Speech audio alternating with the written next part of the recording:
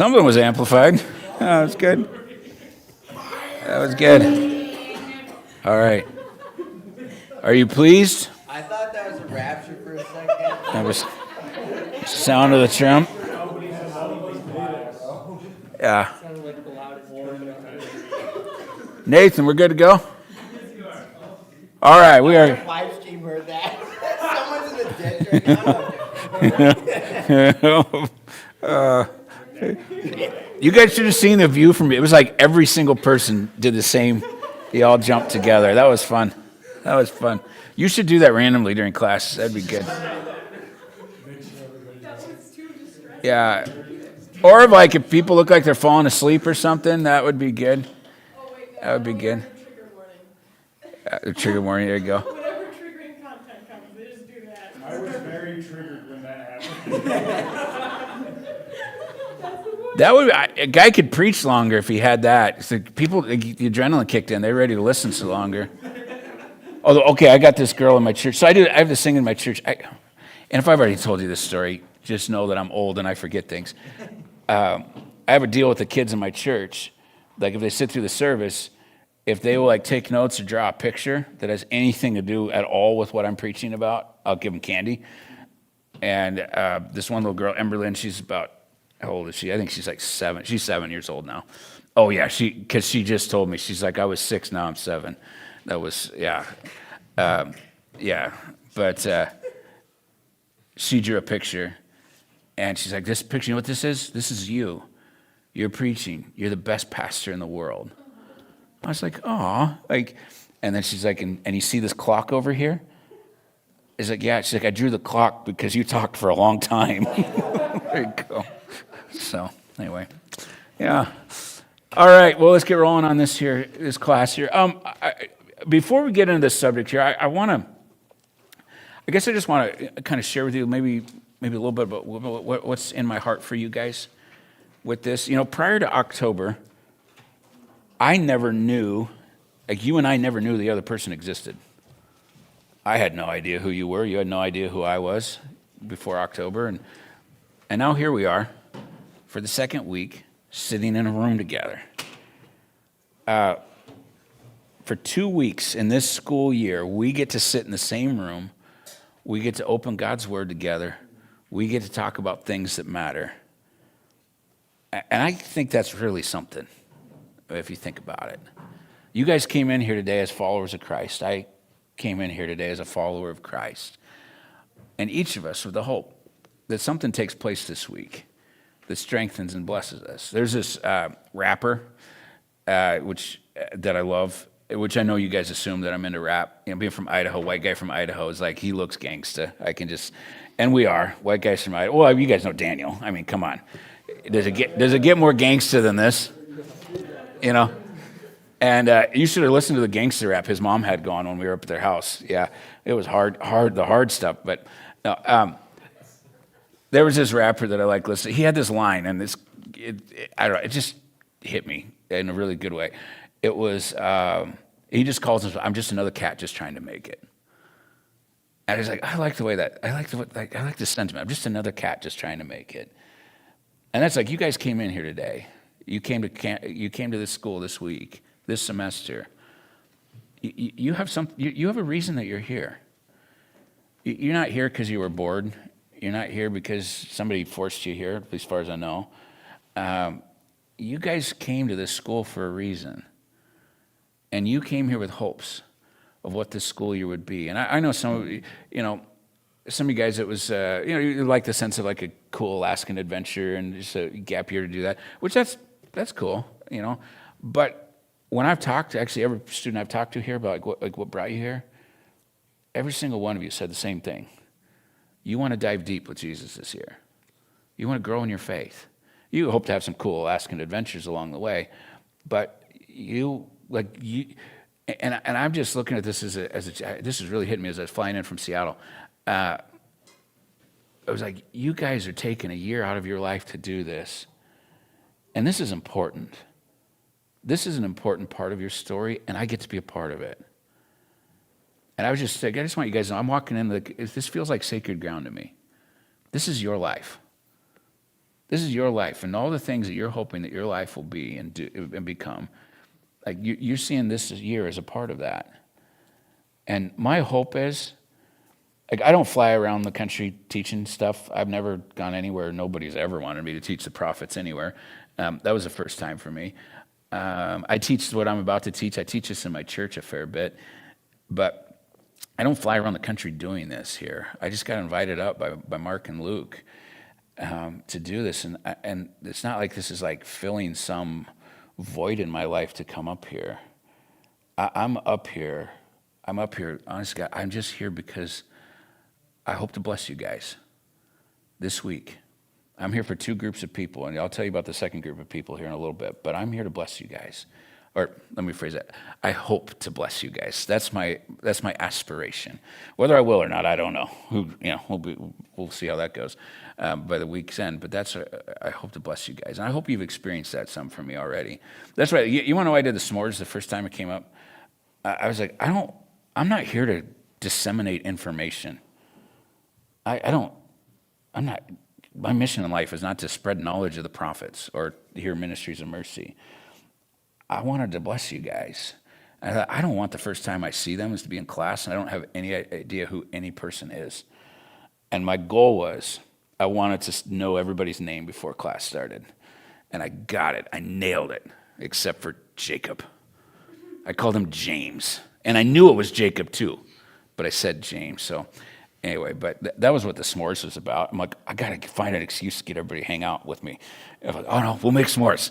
But I want you guys blessed this week. I just want you to hear that. It's in my heart. I hope you guys are blessed. And I hope whatever it is you're here for, you find what you're looking for. I hope that happens here. Those are some good s'mores. Yeah, good s'mores. And that lemon, Bridget, I loved that lemon. And we're going to do it again in a couple nights with the different thing I sent in that video. I'm going to try the lemon ginger again when everything isn't frozen there. So, all right. Do you guys, if I use the expression a watershed moment in your life, would you know what I mean by that? Is that a common expression? Okay, do you know what a watershed is? A shed with water. All right, people who love mountains, this is a mountain, okay? All right, snow-capped mountain. All right, you guys know what a watershed, well, here, we're going to make it a little more pointy because it'll be easier this way. Pointy. Okay. A watershed is this, it's a geographical thing where when the water, like it's raining, all right, we got a rain cloud, see the raindrops. When it rains, the rain that falls on this side, it goes this direction. The rain that falls on this side, it goes this direction.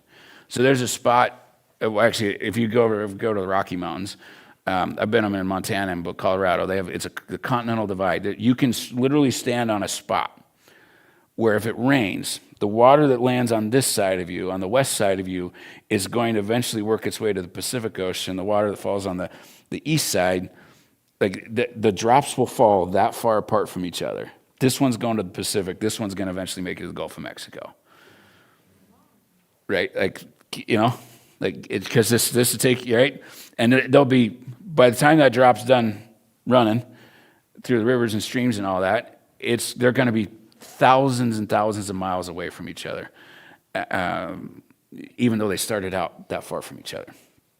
Okay, in life, we all have these. We have these watershed moments where, like, before we were on this side, now we're on this side. Like where we view our entire life like a before and after. So that something will take place that completely changes the way we view everything. And we no longer consider life the same. Is this making sense? Okay, can you guys think of some watershed moments that maybe you've had? And these aren't like events in life. It's not like, well, I graduated high school. That was kind of a big thing. It is, but I'm talking about like a shift in the way that you perceive everything, perceive God, perceive yourself, perceive life, something like that. Have you had those moments? Anybody willing to share one? You can tell us about it? It's okay if you don't want to. Okay. Okay, what do you got? I read a book called The Pursuit of God. And Tozer? It redefined my life. When I was 16 years old, I realized that he's real. Yeah. And he's a lot more than, I don't know. I never realized that God was that real. Right? Yeah. That's a good book. Yeah, I have a book. I have a shelf in my library. I just call it my top shelf. Books that did that. There's really good books, but then there's the books that change the way that I view everything. Yeah, Pursuit of God. Okay, it was a book. Somebody else.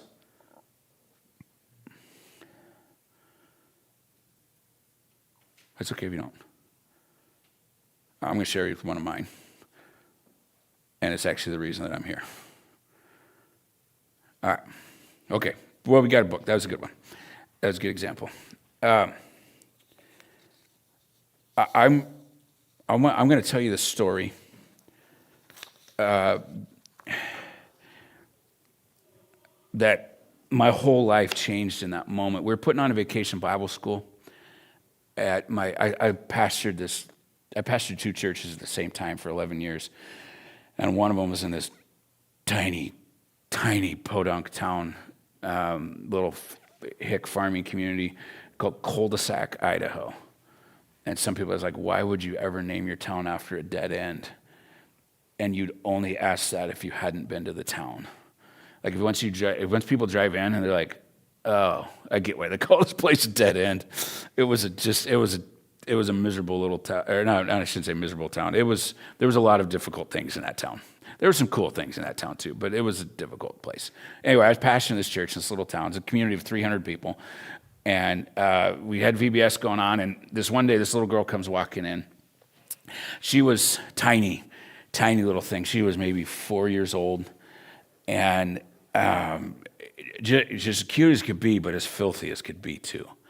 Like she came in, and her hair was like greasy and sticking up in all these places, and her face was covered in dirt, and her clothes were covered in dirt. And she was wearing like this little dress thing, and her legs were covered in dirt. She didn't have shoes on. Her feet were covered in dirt. She was just filthy, and not the kind of dirty that a kid gets when they've been outside playing and having a good time. But she was the kind of dirty that a kid is when nobody's paying attention to them.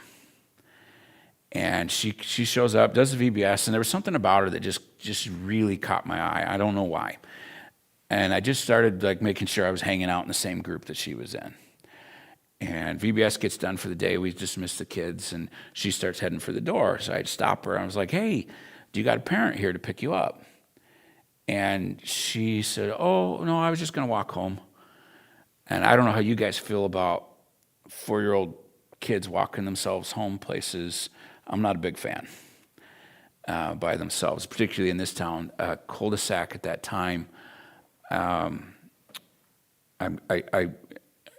don't quote me as this is an exact number because I'm going off of memory, but if I remember correctly, and I'm close to accurate, if I'm not dead on, 1 out of every 6 residents in cul-de-sac was a registered sex offender.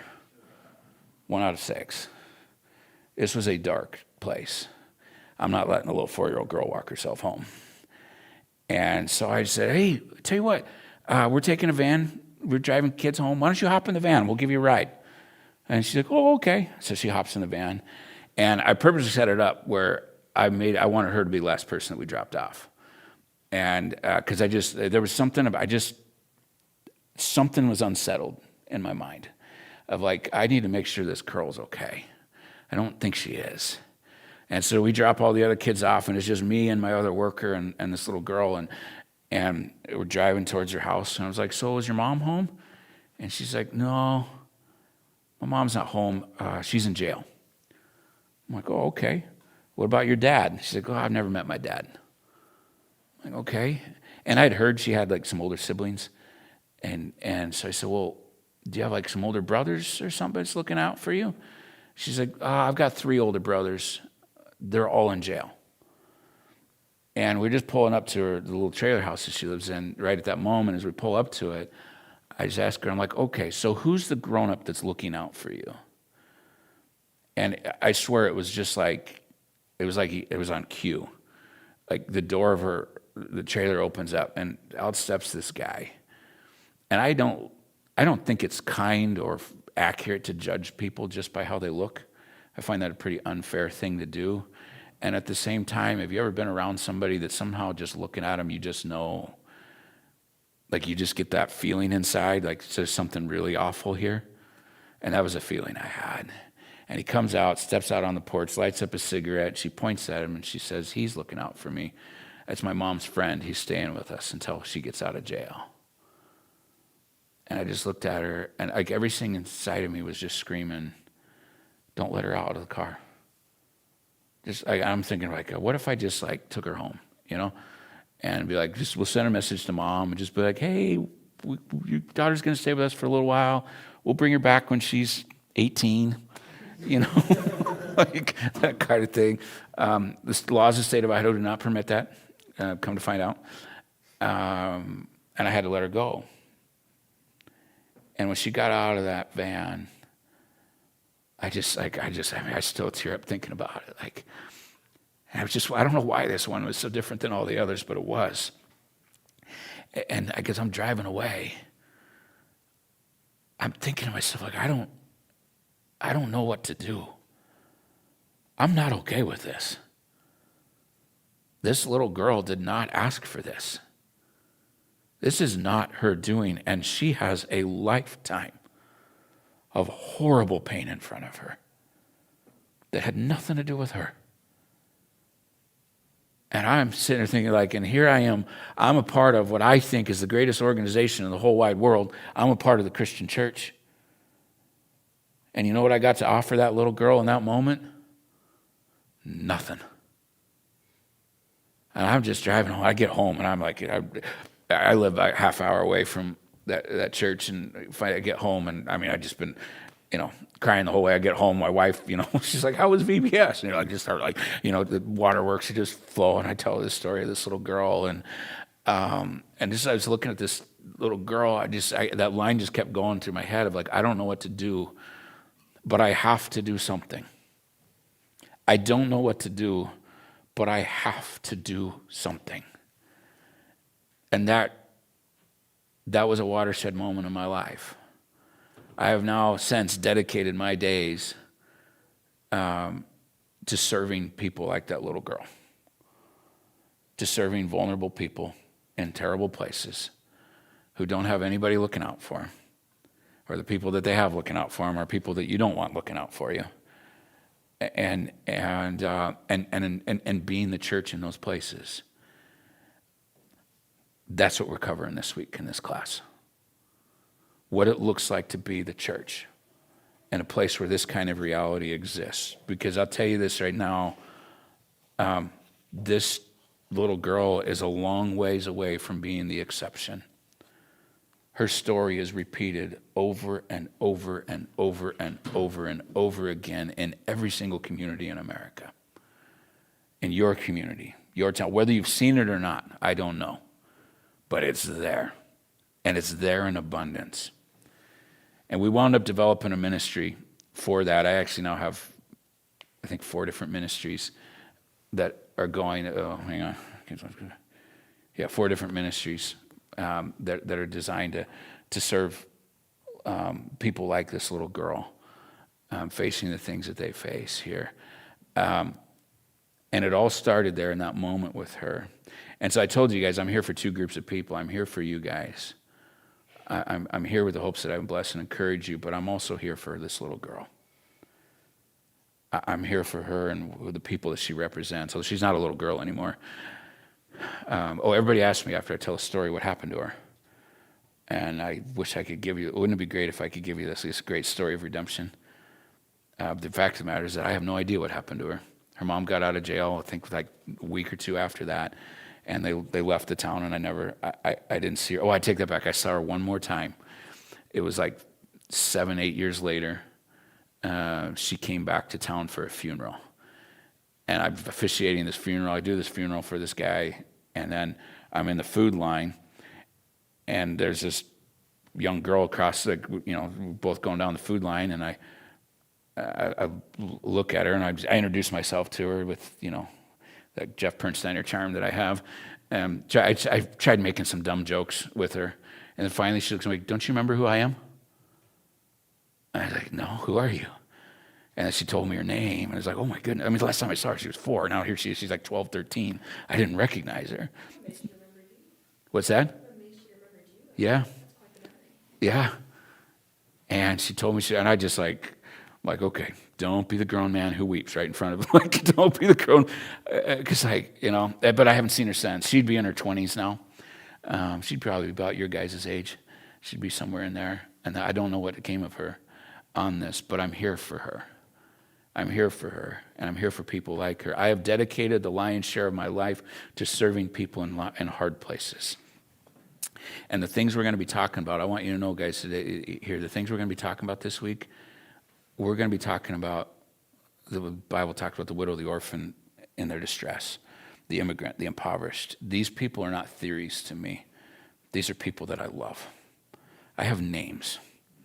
When you talk about an abused kid, I can tell you people I love who have been abused or are yet being abused. When you talk about somebody fighting homelessness, I don't talk about homelessness in theoretical places. I can tell you people's names of the people that I was just down to handing out food to and blankets to get them through this cold winter. People that I love. And I'm here to advocate for them. And I'm going to let you know that right up front. I'm just tell you this right now. We need more church folk down here in the trenches. We do. My experience is the church has done a really fantastic job of isolating itself from the suffering that's in this world. We sit in these sanitized worlds where everybody around us is okay. And we're okay, and they're okay. And if anybody's not okay, we don't talk about not being okay. We certainly aren't in these places where people are battling homelessness. And when's the last time a member of your church was facing homelessness? When was the last time you heard your church? No, I'm going to get off on a rant. Rein it in, Jeff. Rein it in. But I'm here today. We need more church folk down here. I'm dealing with all kinds of carnage all day, every day, and we need more Jesus-loving, kind-hearted, generous people full of greatness, grace, and goodness, the love of Jesus Christ. We need them down here. The question that I have, and I'm going to throw it to you guys here. We won't answer this one out loud, but what would happen if God's people, filled with God's love and armed with God's gospel, showed up at the gates of hell, loved the people they found there, and absolutely refused to leave? What would happen? What would happen for this little girl if a dozen of Jesus' followers jumped into her life and said, "You're mine now"? And they refused to walk out on her. They refused to let her go. And I'm here for that, you guys. Not for all of you. Not everybody should do this ministry. I want that to be very clear. But some of you should. Some of you guys might just be phenomenal in this world. And I'm here to talk about this here. And I've made it my life's mission to keep telling the church about what I'm seeing and finding here. All right? We need people doing this work. We need people doing other works too. But we need people doing this work. And I'm here because people I love could sure use a friend. All right. Here we go. So, I forget which theologian I read this, and we'll start dialoguing a little more on it. We're going to start doing dialogue now. I've monologued way too much. Forget which theologian talked about this. And oh, by the way, this may be some overlap to what we learned in the prophets. I may tell similar stories. I don't remember what I told you guys, to be honest. Okay, here was a question. This has nothing to do with this class. Any chance, you remember the 2 sticks with the prophets? Is there anybody in here that remembers it? I could attempt it not in front of everybody, though. Jalen, are you getting it? I can remember, but I Yeah. All right, you want to know the truth? Full confession, I don't remember either. I was like, yeah, I remember like you make the cross and turn away. they broke it, they turned their backs, then God's call for repentance. Yeah, Something like that. Something, yeah. Rochelle for the win. Covenant call to repentance. Yeah, and then they were stabbing each other, and there's a smacking them with a whooping stick. I remember this part. What is it? Religion without... Yeah, it was an empty religion. Yeah. Anyway. God's judgment, hope, and restoration. Yeah. Hope and restoration. That's right. Oh, yeah, where we raised it up. I remember that part. Yeah. Okay. I was just curious. So I couldn't remember it. I'm not expecting you guys to remember any of it either. But if I say stuff that gets repeated, which, by the way, the prophets deal a lot with injustice, the stuff we're talking about. Okay, there was a theologian I was reading that he was talking about. He said, if you want to look at groups of people that God continually advocates for in the Old Testament, he said that he called them the quartet of the vulnerable. There were 4 groups of people that kept showing up again and again and again and again and again and again and again and again. It's the widow, the orphan, the immigrant, and the impoverished. These are 4 groups that God keeps speaking of here. One quick note before we get into the dialogue on this. We need to set a little bit of ground rules on this here. One thing that we are not going to do in this class, we are not going to get political. We are not in any moment going to talk about what America should do or what America shouldn't do, which is going to be maybe for some, depending on what you listen to and what you read, where you run. These right here show up an awful lot in American politics. What do you do with poverty? We talk about that a lot in American politics. I don't know if you guys noticed, but America's having a few conversations about immigrants right now. All right? The temptation in this class is going to be to run to what America should do. We're not going to do that. Not going to go there. In part, we're not going to go there here.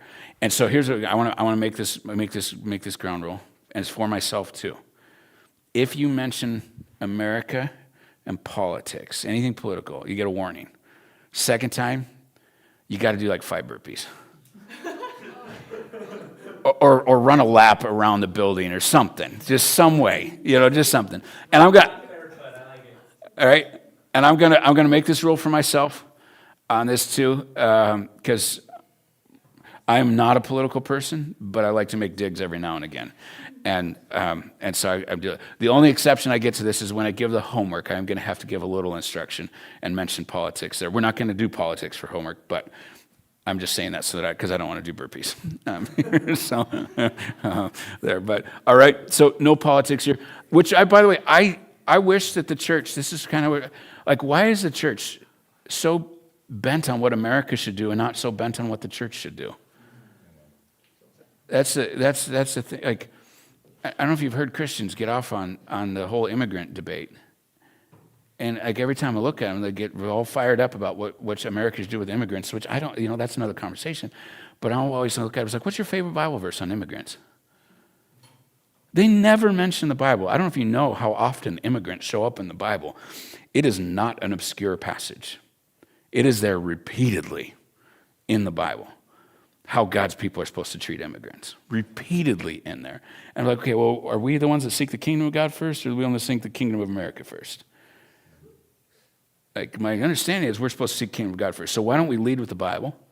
And if after studying the Bible, we figure out what we're supposed to do as the people of God, you feel compelled to engage the political sector, well, we need some good people doing that for sure. But why don't we start with Scripture and start with what it is? And we're going to take this conversation in the context of what it means to be the church. All right? So no politics. Deal? Make sense? Yeah. In that there. So, all right. There we go. Okay. All right, here's my question here. I want to start. I want to get a sense of this. I kind of asked this back in the prophets class, but I forgot what most of you told me here. I'm curious how many of you guys have ever engaged in these types of ministries? How many of you guys have ever done a ministry, or your church has a ministry to widows? This would include people. Okay, you've done it? You've done some of that? 1, 2, 3. Handle you guys, okay? This would be like widows, elderly, shut-ins, that kind of thing, okay? All right, what are some of the things you guys have done with that, or seen done with that? Like, a lot of up here, we provide firewood for them. Firewood, okay. Oh, that's good, yeah. Yeah, when you're old, cutting wood's not super easy.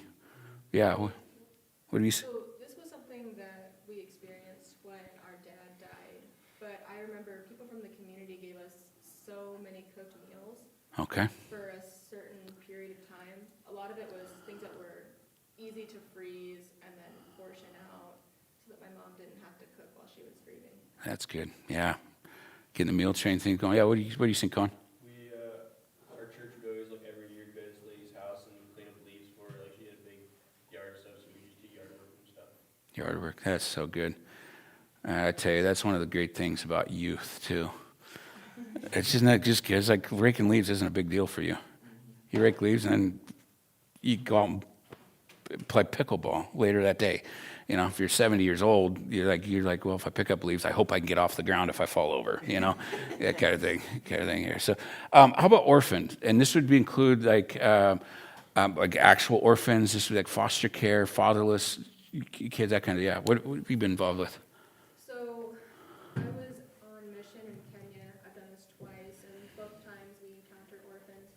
Although the second mission trip was more geared towards that population, and we went to schools and we taught them about the Bible, but when the Bible lesson was over, they got to go on a bouncy castle, and it was just so fun seeing the kids go up the bouncy stairs and then just slide down.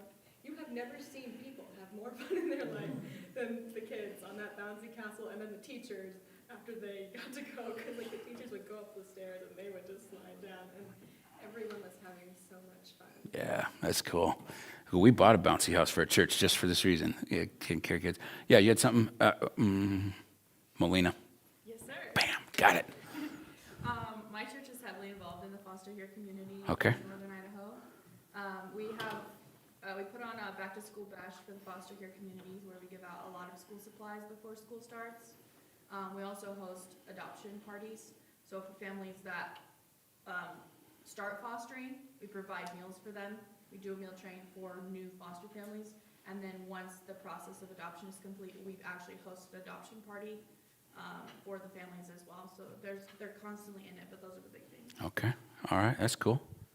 It's really good. Yeah, you get something? Yeah, I do have one more than I thought of. Every now and again, I'll have a client whose parents have passed away or are no longer in the picture. And the organization that I work for, we do, like the behavior intervention and the safe community access and life enrichment. And so sometimes we do fall into the role of like a parent or a peer support in these people's lives and give them opportunities to do things that they would otherwise not have the opportunity to do or never have experienced. And sometimes that can be teaching someone to read who's never had that opportunity, or having lunch with them in a safe place, Okay, or just watching a TV show with them because they don't have anyone else to watch that with, and just being company. sure. Good, good. Ministry of presence is a good thing. Yeah, what do you got, man? Get off foster care. You did foster care? Your family did? Okay. Do you still have kids with? No, we didn't, yeah, we Still have- Okay, good. All right. Okay, here's the next one. Immigrant. Any of you guys been a part of a ministry or had church be a part of a ministry to immigrants? This would include, like immigrants also include like refugees, things of that nature. Yeah, you been part of something like that? Yeah, during a lot of the immigration from Ukraine a couple years ago, the church that I was teaching at actually brought in a couple of families and provided scholarships for the kiddos to be in private Christian school when they moved over. So Okay. that's something that we did. Okay, that's cool. That's cool. Yeah, Putin's like, hey, we want your country. By want it, I mean like you're going to give it to us, or we're just going to kill everybody. And then like, yeah, that's not a real nice place to live. Good. Anybody else? Which I'm just going to, can we just let that one wash over us a little bit? You hear Christians talk nonstop about what to do about immigration. And we've got one church representative that did anything for anybody that was an immigrant. I mean, we don't have a ministry, but we have hosted immigrants before. Okay, Fed them food. okay, that's cool. I have Good. a friend who taught him how to write and speak in English. Okay. I wasn't part of it though. Okay, got a friend that does that, that's cool. I have a friend who works in a similar thing too. She does ESL, and so it's not too uncommon for that group to pass through. Sure, okay, good. All right, how about the impoverished? People that are hungry, people that are homeless, that kind of thing. You guys ever been part of doing any kind of thing like that? Yeah, what have you been doing? My church, I'm not aware of any, but I try to do stuff for people that are like homeless and stuff. give Okay. them Food. I usually won't hand out money, but I'll hand out things and food. Yeah, okay. Yeah, what you got, Colin? I mean, I guess one that sticks out is I was at a mission trip in Philly with my church when I was like 8th grade or something. We were like in a very like poor area Okay. Cool. Good. It's good stuff. Yeah, you got, So I have three things that come to mind. One, my company again works heavily with this population because oftentimes people with disabilities are impoverished. Yeah. And so that is a population that I am heavily exposed to and working with. And there was a time, another thing that I thought of at my church, we made backpacks for people who did not have the funds to get backpacks, and they were just little sacks that you could cinch tight. And they got sent off, and that was pretty neat. And another example that I can think of is something that our mom did. There was a girl in our area called Christine, and her family was homeless. She was living in the woods in a tent. And I don't remember at what point in the school year, but it wasn't long before she was in the bedroom next to mine, and she lived with my family for 2 years. okay. Well, okay, man. Her little That's brother's cool. living with us now. Okay. Wow, that's cool. That's real good. Okay. Good. Okay, that gives me a sense of where you guys are at on this thing here. So we're going to take a break. When we come back, what we're going to do is we're going to walk through that little girl that showed up my VBS, and we're going to ask the question, what does that girl need? What is it that the church can do? And we're going to spend a lot of time talking about this week of like, guys, we can do meaningful things. The darkness does not win.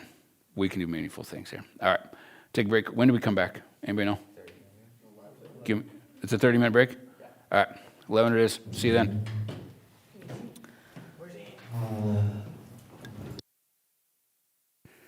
There we go. All right. Well, I guess that's all we got to say about that.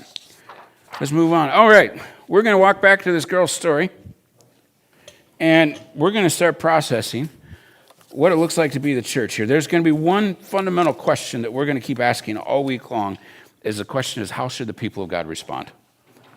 In light of the fact that this is going on in our community, how should the people of God respond?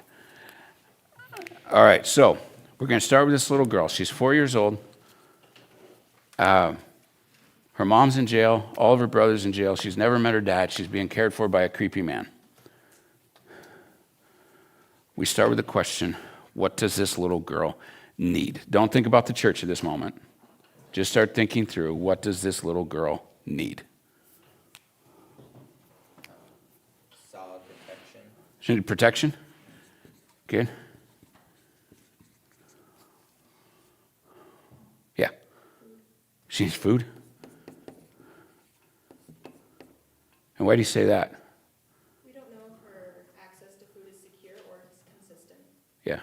And she's 4, she can't prepare food by herself. She could just get into scraps that are left over or Yeah. whatever's available and accessible. Yeah. Who knows if there's any accessible food in the house. And it's not guaranteed that she doesn't have access to food, but it's a pretty fair guess, or pretty fair thing to explore in that moment. Is she getting access to food or not? Okay, what else? Value, respect. Respect? Okay, why do you say that? I'd say respect is something that we issue to anybody, no matter how big or small. And respect would be making sure someone's washed, clean, in good shape. Okay, just basic care. You mentioned she didn't have shoes. Yeah. She wasn't wearing shoes. It was summertime. I don't know if she had them and doesn't wear them, or just, yeah, what's going on there? What else? This half of the room. What do y'all think she needs? What do you need? Shelter? Okay. All right. Those are the right letters, just written poorly. Jesus. Okay. Yeah, he's pretty good in these situations. Probably good friendship. Good friendship. Talk to me about that one. Somebody who's just there for maybe not necessarily like providing everything, but just providing somebody to like be there and talk to. Yeah. Okay. We're going to go pretty far on that one. Well, and isolation has a really big impact on people's mental states. So negating that isolation will profound things for her situation. Yeah. All right. We're gonna put a pin in this one because this is a key thing here. Consistency. Okay. What do you got? Melina? A bath. She needs a bath. Oh, a bath. I thought you said a back. I was like, well, I felt like she came in with one. I think I would have noticed if she was missing it, but consistency, yeah. That's that kind of that basic care kind of thing. Yeah, hygiene, bath, that, yep. Building on the friendship though is just she needs to be loved. She needs loved. All right. What else you got? Let's go to 3 more ideas. Max, all right? So, not just assurance that she can get to school, but someone who will keep track of how she's doing in her studies and not just let her be free range. Yeah. A lot of kids like that are not monitored, and they won't get help in their studies, and then when they finally do get checked in on, they are grades and grades behind, and they just got pushed forward through the system, and they slip through the cracks. Yeah. And we're making some assumptions here, but if mom's in jail, my assumption is, and I'm going to be usually correct in this assumption, that prior to mom going to jail, that mom was wrapped up in mom's world. She was not connected to what was going on with her little girl. And when mom gets out of jail, unless there was a significant transformation in jail, odds are mom is still going to be wrapped up in mom's world. And so this little girl is going to be kind of on her own. And this is where you see a lot of times older siblings taking care of younger siblings, that kind of thing. Although in this case, her siblings were in jail. So, yeah. Leadership, Okay. Why do you say leadership? that would involve good parents or guardians or, yeah, guidance. Okay. Yeah, it's like, I don't know everybody's family life in here, the structure of it, but I'm assuming that a handful of you come from a home where you had parents that took care of things, so you didn't have to think about it.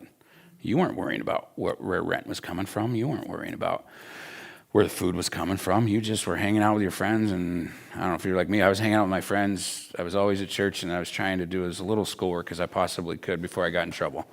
Like that was my objectives in life, kind of thing there. So, yeah. But like what I find with the kids I work with, when they're little, nobody's looking out for them. So the older sibling takes care of the younger sibling, but then by the time the kids reach the teen years, often, not always, but often the teen will start taking care of the mom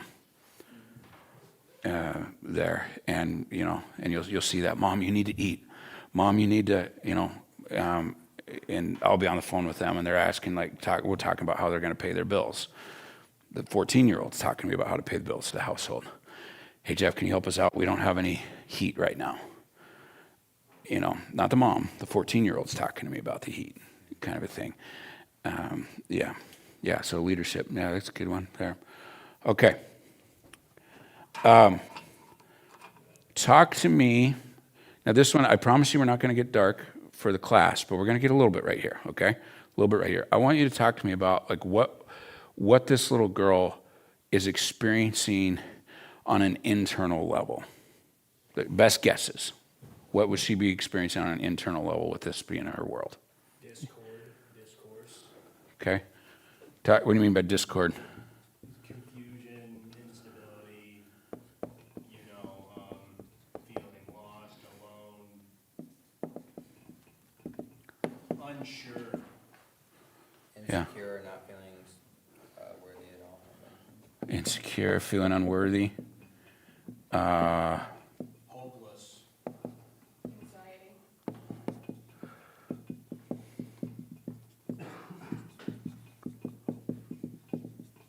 I want to add to that. We see all of this as if we were in that situation, but a 4-year-old in that situation is in survival mode. They're not thinking about, oh, am I worth something? They're thinking about, am I going to be freezing tonight? And I'm starving, I need food. So their mental state is not, oh, am I worth anything? It's, I need to survive. So that's a big part of that. Disassociate.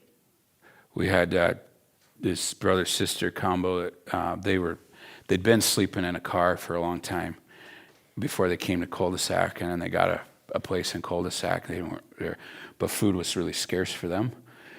They were used to being hungry, and when we put on this kids club thing, which okay, that's what eventually, because of this little girl, we're like, okay, we need to be connected to the kids of this town. So we started up this kids club where we'd feed them, we'd play games with them. I'd hurl dodgeballs at 8-year-olds, and I dominated. I just dominated the 8-year-olds in dodgeball.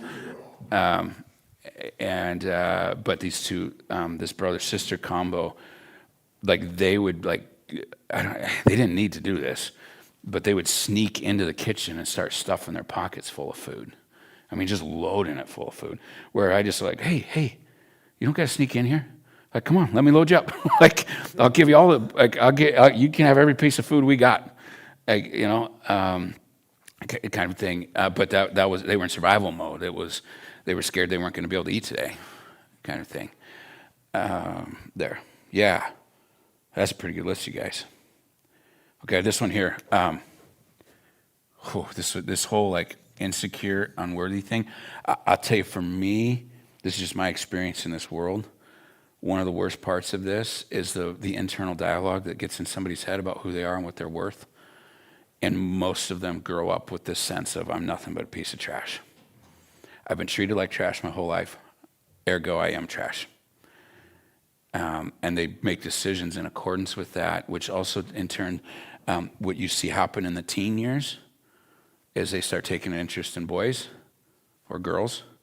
And guess what kind of boys they... there's a great line. You're going to like this. Okay, oh, man. Oh, I got to get it, so I'm not going to murder it, because it's so good.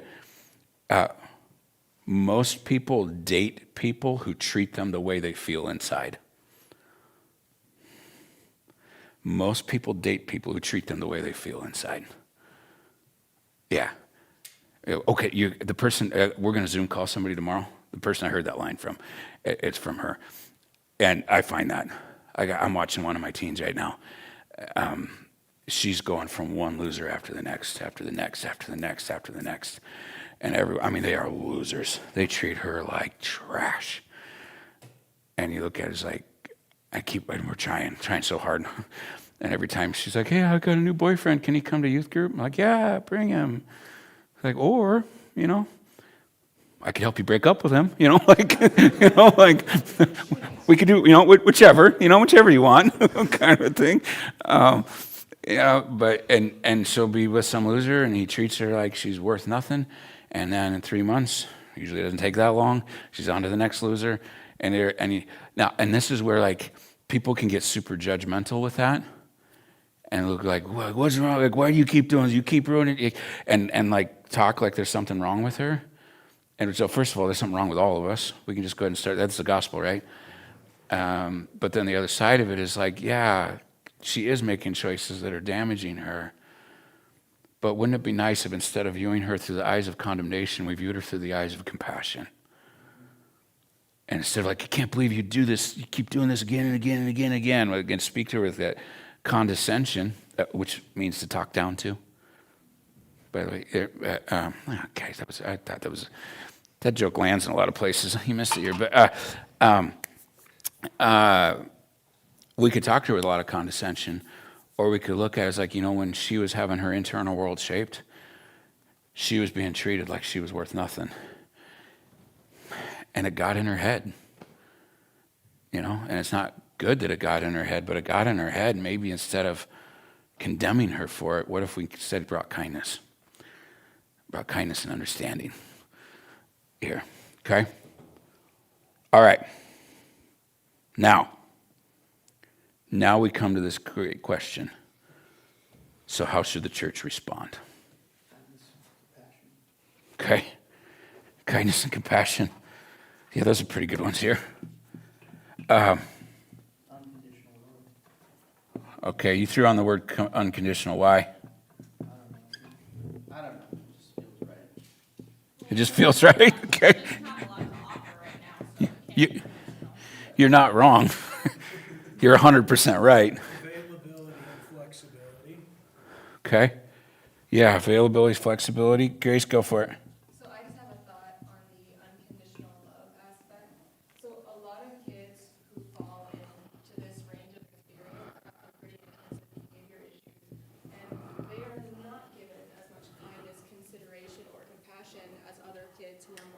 paved. And so sometimes you have to sit with these kids when they are in the throes of crisis and still love them, even though they might be hitting you or they might be throwing trash everywhere, because they need it so much. Yeah, yeah. Okay. Let's go over this list again, the red letters here. And let's start like looking at what the church is uniquely situated to do. All right, and let me kind of say, okay, like food, I would say yes, food. However, at the church's core, we're not a restaurant. We're not a food distribution center. We do give out food at times, which, by the way, Jesus talks about that, You see somebody who's cold, what do? You give them a coat. It's not that hard. You see somebody hungry, give them some food. It's not that hard. Okay, so we do this, but we aren't really set up like that. You know what I'm saying? Here, okay. Shelter. How many houses does your church own that could be available for somebody who's homeless? Your church has one? Okay. Anybody else? My church has 0. You guys got one? You got one? Boom. Okay. You guys got one? Oh, you were just, okay. I thought you put your fingers up. Parsonage that the pastor states is available for it. Okay, so 4, 8, 10, 12, 15. Do you guys go to the same church? Yeah. When I'm on Prince of Wales. Okay. 18 or 17, 18. There's 18 of us here, 18 churches represented. We've got 3 houses. Churches we're not in the housing game. That's not our thing. If you have a house, super cool. If you get a burden to buy a house, even like I've heard of some churches that are starting to put tiny homes on their property. That's a cool idea. But that's not necessarily what the church is initially set up to do, even though maybe sometimes we dabble in it. So now I get to, okay, you go through here, okay. So I don't want to exit out, but I'm going to. Come through here. What is it that is on this list that the little girl needs that the church is uniquely designed to do? Yeah. Jesus and friendship. Okay. All right. We got Jesus. It's kind of our main gig, right? Hopefully. Friendship. Oh, and respect. I don't have my glasses on, so I can't see all those things. Not every church has that, by the way. Yeah. But if we're functioning as we should. If we're functioning as we should. All right, okay. When you get into what is the fundamental need that every human heart has? Some of them, you start listing them out. Can we not say that love is it's a fundamental need that every human heart has? Every human, you need it, I need it. We all need to be loved. All of us. God created us to live in community, right? And we get into the theology of, Trinitarian theology. It's like God Himself is in a relationship, right? Father, Son, Spirit. He created us similar in some fashion. We're similar to how He is. He's like we all fundamentally need love. All of us fundamentally need that. This little girl is experiencing an absence of it, or she's loved, but loved with an asterisk next to it. I get this a lot with the kids that I work with. It's like when my mom is medicated, things are okay at home. Or I know my stepdad loves me, and when he's not drunk, it's nice. It's like loved with an asterisk here. So a lot of these kids coming out of places.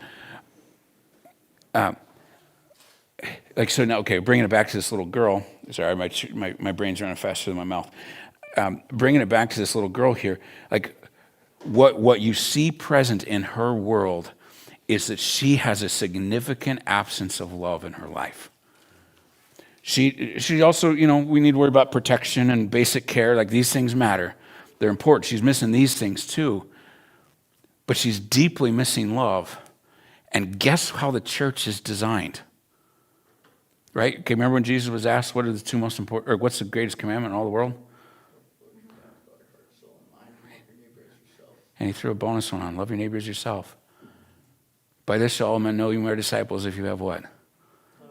Love one for another. This is our thing. This is what we excel at if we're doing it right. Like this is, Jesus designed his church to bring love. And like, so you look at this little girl and the fundamental, one of the greatest needs she has in her entire life is somebody to just step in and love her. And just love her and love her and love her and love her. And I'm looking around and that guy said, that was saying, like, I went home that day, like, I don't know what to do for this girl, but I have to do something. I don't know what to do, but I have to do something.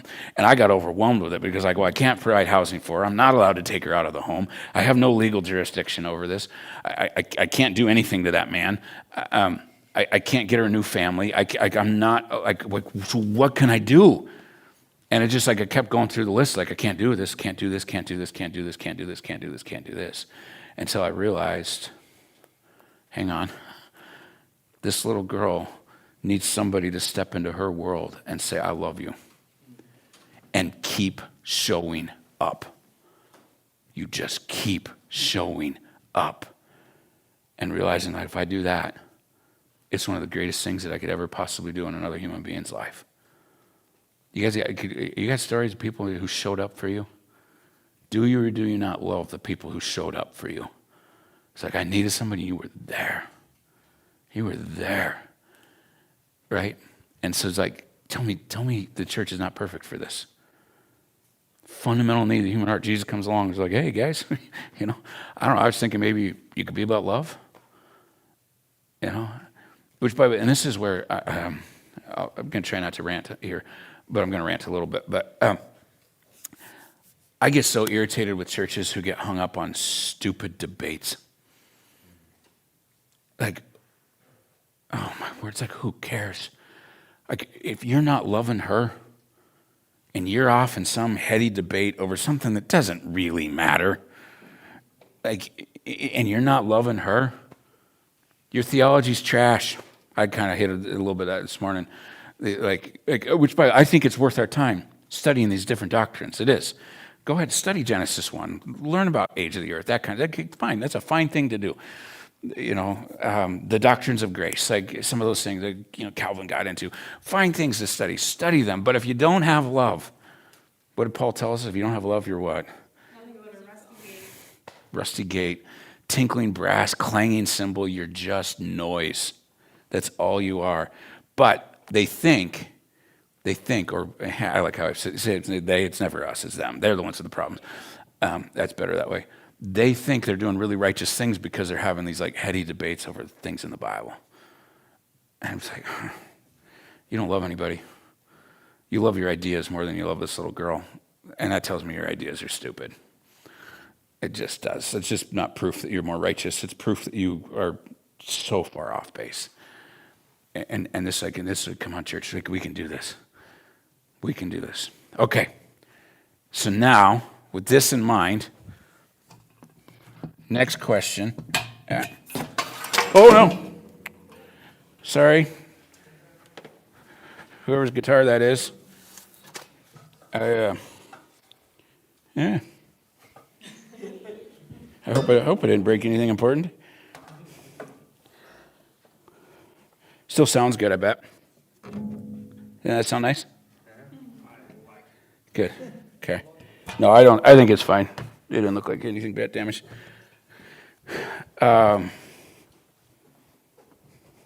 Watershed.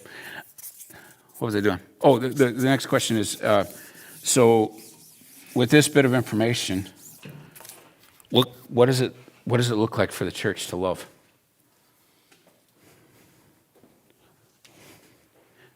We're going to talk about this little girl specifically.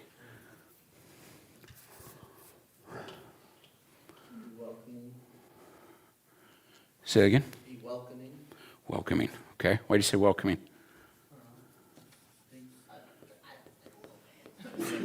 See, man, you're giving great answers. You got great answers. It's okay if you don't. Make her what? Involved. Feel involved. Okay.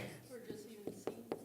Yeah, a practical application, if you're an adult and you've got kids, like me and you got younger siblings, ask her if she wants to Include her. Who wants to be left out? Yeah. Treat her as you would want to be treated, the golden rule. Golden rule. What you got, Grace? The church congregation could evaluate what means of support, like tangible, that they could offer her. Like, Okay. if someone has extra blankets in their house, they could offer that to her family. If somebody has more school supplies than they need, that could be offered to that family, or it could even be given, you know, Okay. things like that, because a good majority of people have a little more than they need that can be offered to somebody else who does not have what they need. That part is very much true. Pray. Pray for her. Okay. Yeah, prayer moves the hand that moves the world. Okay.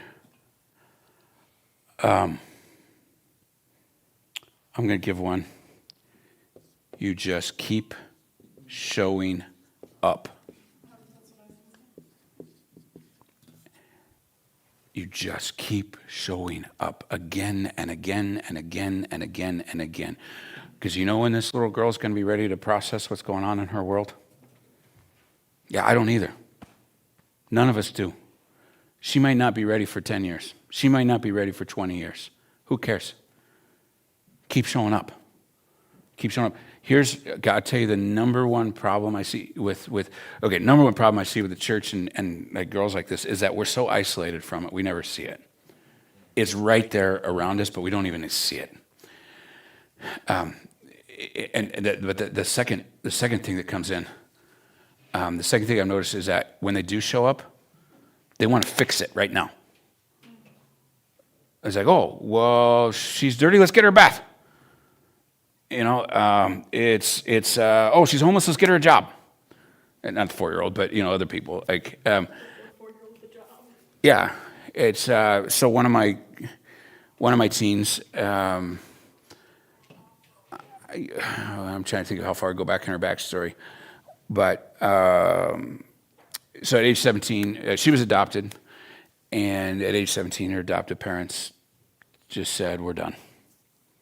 They dropped her off in downtown in my community, and that was it. She had no money, no food, nowhere to go. She just was alone. And so now all of a sudden you've got this 17-year-old, no job. She's not in school. She hasn't finished high school. She's like maybe sophomore, maybe a sophomore in high school at that point, more likely a freshman. And people coming in and are like, okay, and well-meaning people. And I really appreciate them. I do. I hope it doesn't sound like criticism of them. But they immediately wanted to like, okay, let's get her signed up for GED classes. Let's help her get a job. Let's help her, which you might look at and be like, oh, yeah. I mean, she needs that, doesn't she? If you don't want to be homeless, it helps to have income. It just does. And if you want income, it helps to have things like a high school graduation or a marketable skill. Have that. But they want to jump in right now with tangible, like we're going to fix this through physical things today. And we're like, hey, that can be great. But you know what she needs most of all? She needs most of all is just a friend who cares. That's just going to sit and weep with her. That's just going to cry over what's gone on in her life and just have some godly sorrow over what's taken place. And then is just going to enjoy her. Just going to enjoy, okay, actually, yeah. So I've texted a whole bunch of people I care for, and asked them, I told them what we're going to be doing this week for this class. And I'm like, all right, if you could tell them one thing, what would you tell them? And the girl I just told you the story about, she just texted me at 10:01. So we were on break. I was going back to look at the puzzle. I'm like, oh, hey, go. Okay, it's 4 paragraphs. Can I read it to you? I'm going to read it to you. Here's what she said. So my question to her was, if you could say one thing to this class, what would you tell them? She said, if the church wants to matter in a world shaped by abuse, homelessness, and addiction, it has to stop asking why people are broken and start asking why systems are. The most Christ-like thing the church can do is not rescue, fix, or moralize. It's to stay, to listen without conditions, and to share power with people who've been hurt by the very institutions that claim to help. Love doesn't look like a charity case or hand-downs. It looks like dignity, choice, consistency, and believing people when they tell you what they need, even when that challenges your comfort or original beliefs. See them just as any other normal person, not some homeless person or some addict. Most of the time, that's just the situation they were put in, not who they are. Nobody wants to be defined by their darkest time. So instead of defining them as their situation,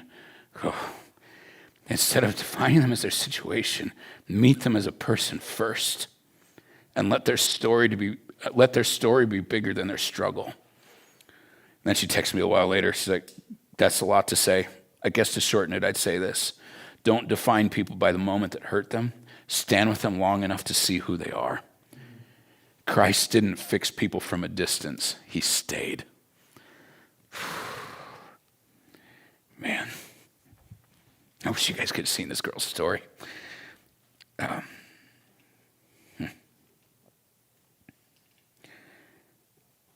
Nobody wants to be defined by their darkest time.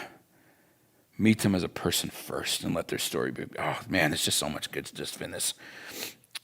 And I go back to the genius of Jesus. The more I've learned, the more I've walked with Christ, the longer I've been with him, the more I realize how smart he was. He's a genius, you guys. When he said, I want my people to be about loving me, loving God, and loving others, I was like, that's the most profound thing that's ever been uttered by a human being. It's like, that's what his church's supposed to be. And it turns out, it's pretty needed here. Okay. Now,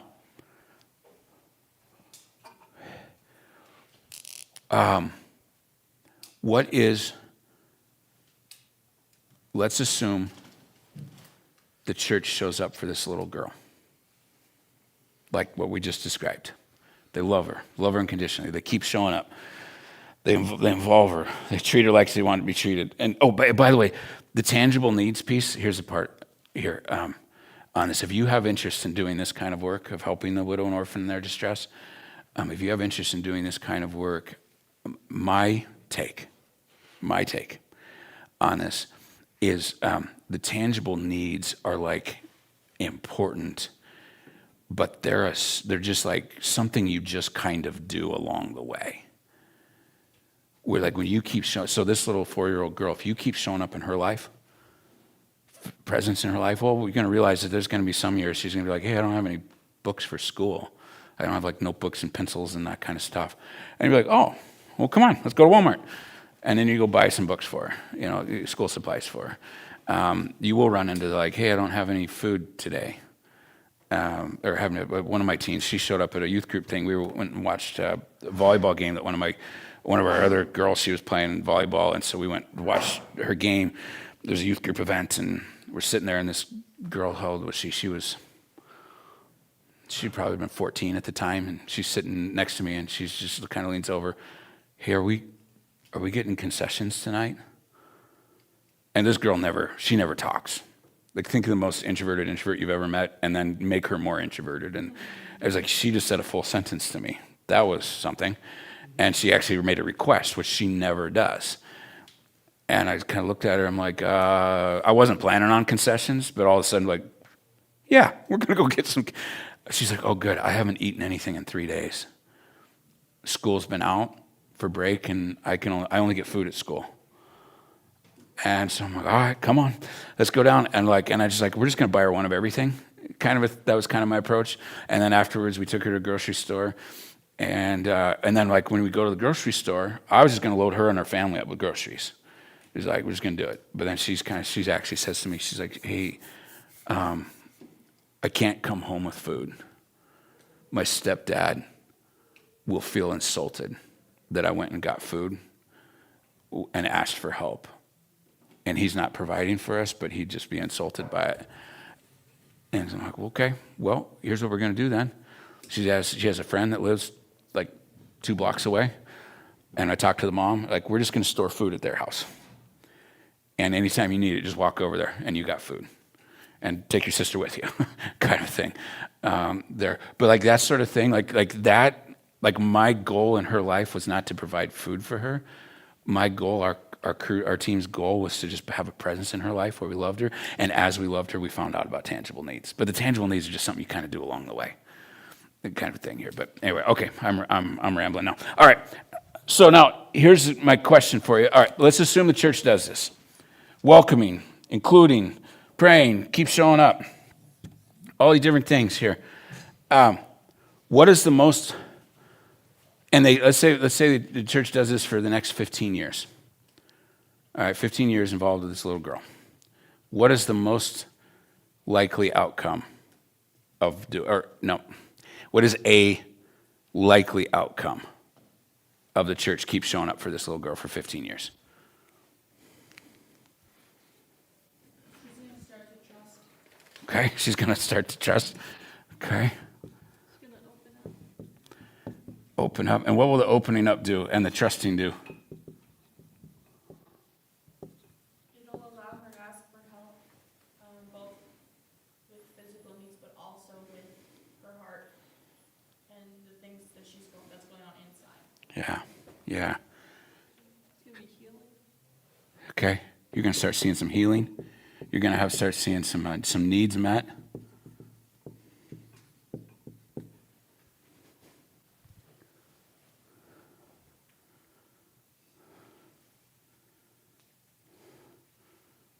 What else?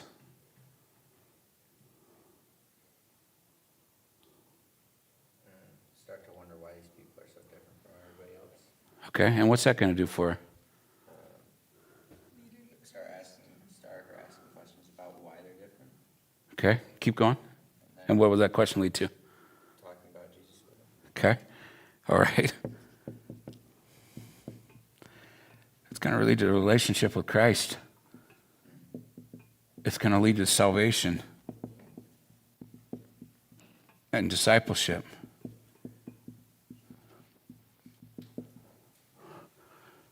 Can I read another text to you?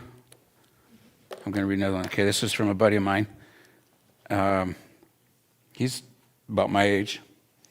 I didn't get to be a part of his story when he was younger, but when he was younger, he was 12, his dad died. And his dad was a deacon at their church. He said, I was at church 3 times a week. I was always there. But his mom had some pretty severe mental health struggles, and she was just she just didn't care for the kids. She was not able to care for her children with whatever she was battling. And so I asked him if he could say anything to you guys, what would he say? So what happened though, Dad's gone. He was a strong part of the family. Now he's left with his mom, who's got some really significant mental illnesses, and he's now 12 years old, and he's having to fend for himself. Just fend for himself. And his church knew about it. They knew. I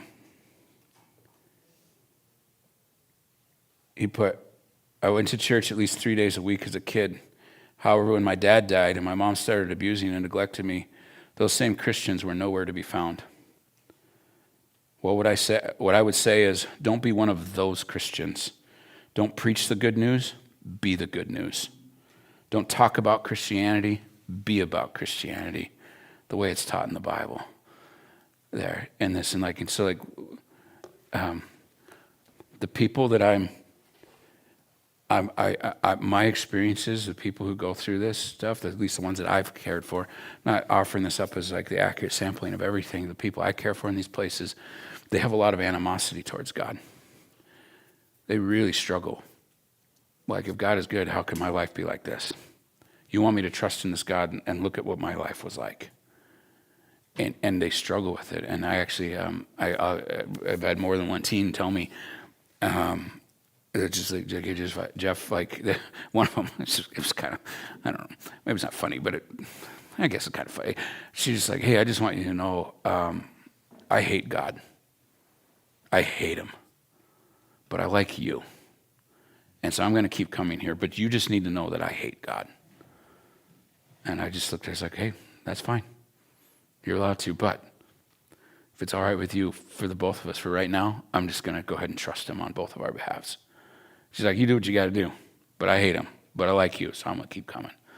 And then she was the same girl that a year later, she's texting me saying, hey, Jeff, I just want you to know that I've been praying for you.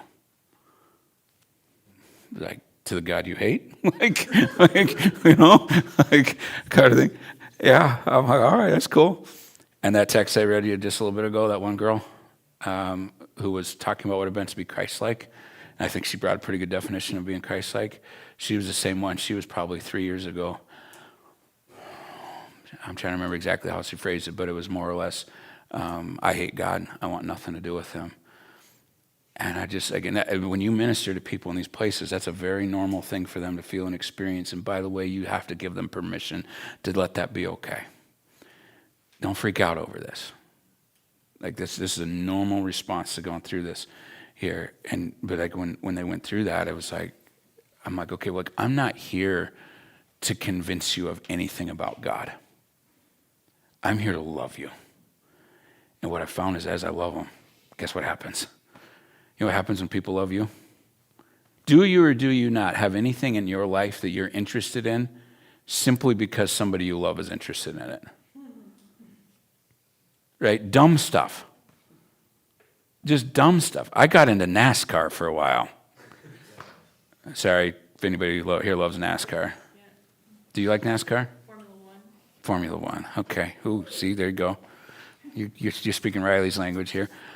I just look like they just drive in a circle for 3 hours. Like, yeah. Yeah. Right. Well, they do that sometimes. That's true. Yeah. I promise you, if like your best friend, who you just really loved, got into NASCAR and you thought it was the most boring thing in the world, you would catch yourself at some point checking, I wonder who won the race today. Yeah, you would.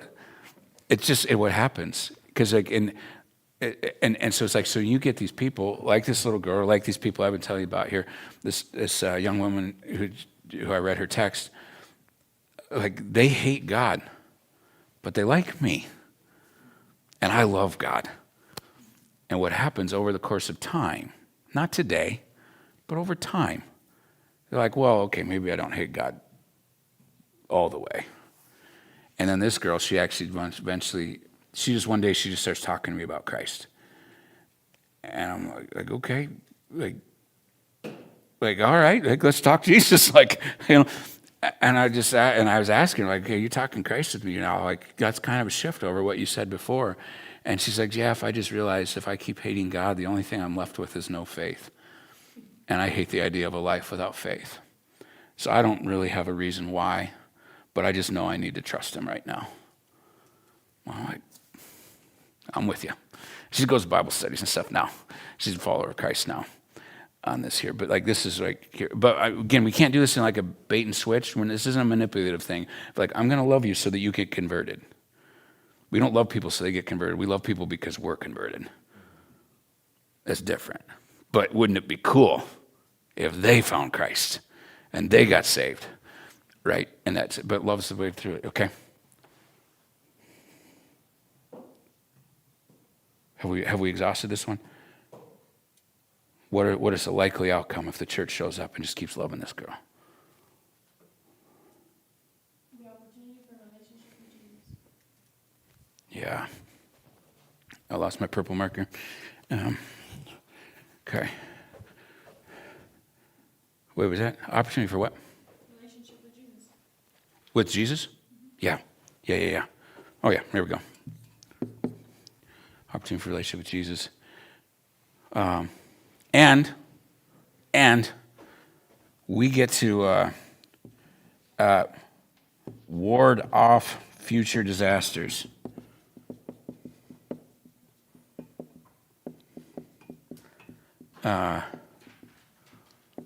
Friday, you know where I was at? I was at there's a new homeless shelter being built in my town. And one of my teens, she called me up, or she texted me. She's just like, hey, just so you know, I'm about to become homeless again. And you made me promise that I would never sleep in a car. And if I was ever looking like I was going to sleep in a car, I had to let you know. And it's kind of heading that way. She's like, I don't want you to do anything about it, but I promised, so I'm going to keep my promise to you. And I was like, yeah, we did promise, and I promised you I'd never let you sleep in a car. And I don't have housing for her, but like, we're going to figure something out. And she's sleeping on a couch at my church for a while. She's sleeping on a couch at my church for a while, but she's not going to be sleeping in her car. And it's like what we wind up doing is like, but because the relationship exists, we get to like, she doesn't have to sleep in a car and all the struggles that come along with that there. She has the dignity of a place that has electricity and indoor plumbing, which I don't know if you ever tried to live without indoor plumbing. You lose dignity.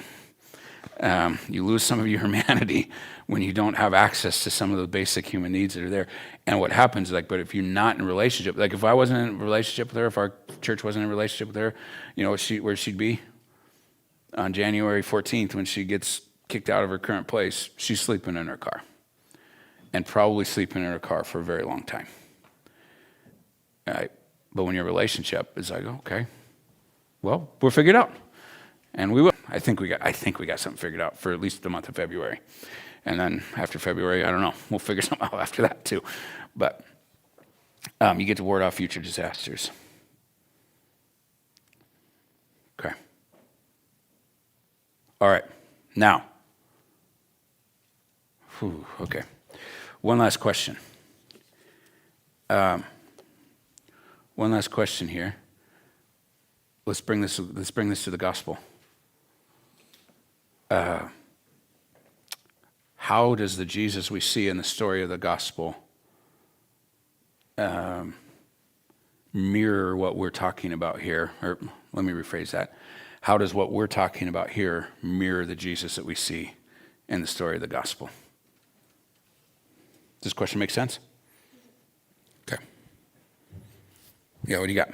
He was loving to vulnerable people, and his focus was on the love rather than fixing the problem. Yeah. Okay. He was loving to vulnerable people. And which vulnerable people? Me. Right? What are we doing for them that Jesus hasn't already done for us? Nothing. He already did it for us. My Bible college professor, he had this line, I loved it. It's the only thing he ever said I ever remembered. But he would just say, all I am is just one beggar showing another beggar where I found bread. That's it. I don't come into this with pride, like machismo. I was a vulnerable person and Jesus came and got me. How else does Jesus, like what else do we see from Jesus in the gospel? The woman at the well is one of my favorite examples. She was divorced multiple times, and she was going to this well at noon, the hottest time of the day, so that was to be alone. She wasn't very well respected amongst her people, and he came to her, and yeah, he did bring up her sins, but he didn't bash her over them, and he offered her in like one of his own. Yeah. And she came back to that town after meeting with Jesus, and everybody listened to her. This woman who had to go there alone, who was not respected by this town at all. Yeah. Jesus brought dignity to people who, yep, that's so good.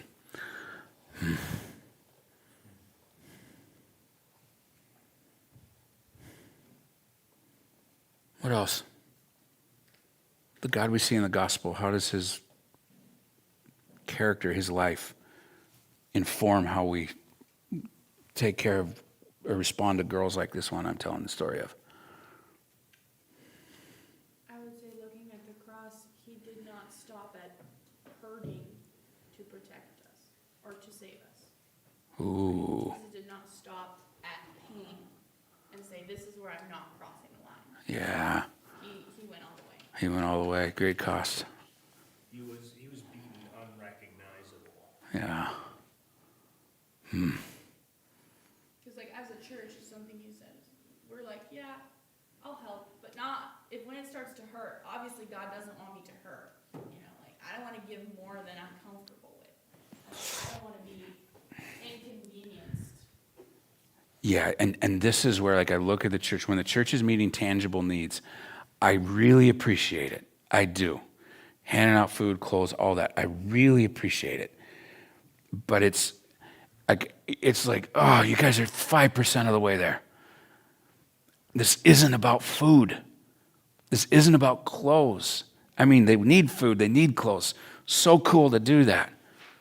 But what they need somebody who shows up and just loves them. And just keep loving them. And then we'll give them food and clothes this week, if we have them. Which, by the way, if you don't have them, I can't tell you how many times I've sat with my kids. They're like, I have literally nothing to give you right now other than my love and relationship. That's all. I have no idea what resource would help you right now. And I certainly don't have the capacity to provide it for you. But what I will do is I will sit here and I will cry with you. And you won't go through this alone. Or I'm going to take it, we're just going to go get some ice cream. And one of my teens, she was telling me, she's like, Jeff, I always associate crumble cookies with pain and you now. Because her dad was dying. And through that, like, our group would just be like, she loves crumble cookie. Have you guys had a crumble cookie? You like crumble? Megan, you said that with like longing in your eyes. I saw that. Anyway, so just like, she just loves them. So just like, like her dad was dying of cancer and all this. And it was actually a really complex, messy thing too. In addition to the cancer, there was addiction and all this other stuff there. But it's like, I can't heal your dad of his cancer. I can't fix the addiction that's present in your home. I can't undo what's happening here. I can do nothing. But I can bring a cookie. And we can have some laughs or we can eat cookies. And that's what we did. And I'd love to tell you that I had a great, that would literally be like, this is the best solution you have right now. Yep, it is. Literally the best solution I have right now is showing up with a cookie. But as it turns out, like, they don't need us to fix their world. Just show up and love them. And that's like with the church. I'm like, okay, food, clothes, really neat, really neat. But come on, guys. Jesus didn't put us here to hand out food and clothes. Like, as a main thing, that's a side note. Our main thing is love. Let's jump in and love, love, love, love, love, love, love, love, love. We have a slogan with our slogan, our mantra, if you will. These are the big three things for us: known, wanted, and loved. We want every single person in our crew to experience that. We know who you are. We know what's going on in your world. We want you. I've got a story on that one, but I'll share that for a future day. We want you. We like you. I want every single person who walks in, whether it's a homeless person battling homelessness or one of my teens coming out of abuse or whatever, we want them to, when they walk in the door, when we walk in theirs, we want them to be greeted by somebody who is genuinely happy to see them. Like, oh, it's you. Like the way you guys were coming back. When you guys were flying in from Anchor, flying in from wherever you were coming from, and you driving up here, like, it's like, oh, hey, it's been 6 weeks. It's so cool to see you. I want my kids to experience that and loved. No one wants to be loved. That's kind of our big mantra there. So, all right. Well, man, it's too late to start the next thing. You guys would be really bummed if we got out of class early, wouldn't you? I hate. You know what? You're just going to have to deal with it because we're going to. So here's what's coming tomorrow. Tomorrow we're going to get into some Bible verses on this, and we're going to deal with some theological things. I just kind of wanted to set the tone a little bit today on some things. And then I don't remember what time. I have it written down somewhere. Some friends of mine are involved they're in Pasco, Washington, and they run a thing called Grace Collective, where they help women who are getting out of human trafficking and women who are getting out of exploitation, women who are getting out of prison and homelessness.